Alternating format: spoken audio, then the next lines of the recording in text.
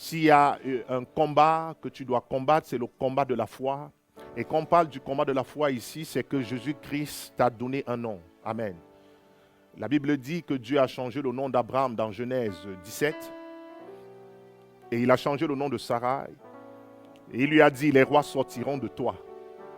Amen. Donc ça, c'est une information. Les rois sortiront de toi. C'est une information. Ça veut dire non des esclaves, mais des rois. Et nous sommes des rois et des sacrificateurs. Donc tu dois lutter pour garder cette royauté-là. C'est ça le combat de la foi. Amen.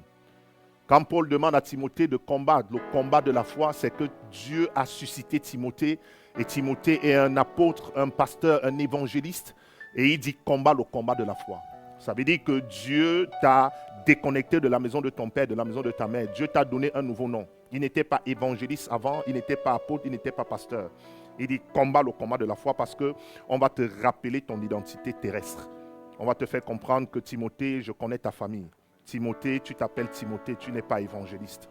Timothée, tu ne peux pas aller en mission. Timothée, et tu dois combattre le combat de la foi. C'est pourquoi il y a des personnes que Dieu appelle.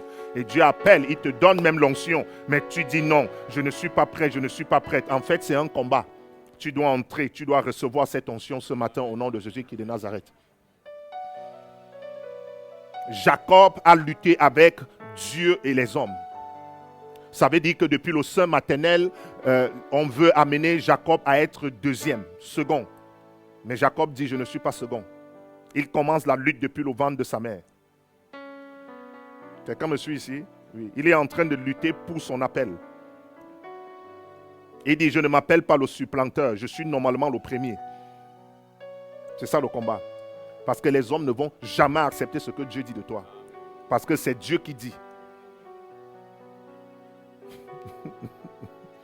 Bien aimé, même dans l'église, même si ton père est prophète, si le nom qu'il te donne ne correspond pas au nom de Dieu, il faut jeter. Samuel était dans le temple. Son père ne lui a jamais dit qu'il était prophète. Élie. Pourtant, il écoutait la voix de Dieu. Et la voix de Dieu est venue donc vers Samuel.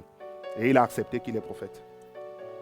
Je suis en train de t'enseigner comment c'est compliqué et complexe d'accepter clairement qui tu es. Ton identité. Est-ce que l'église est avec moi?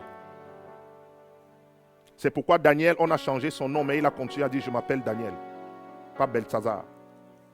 Il dit, je m'appelle Daniel. Même dans les difficultés, il dit, je m'appelle Daniel.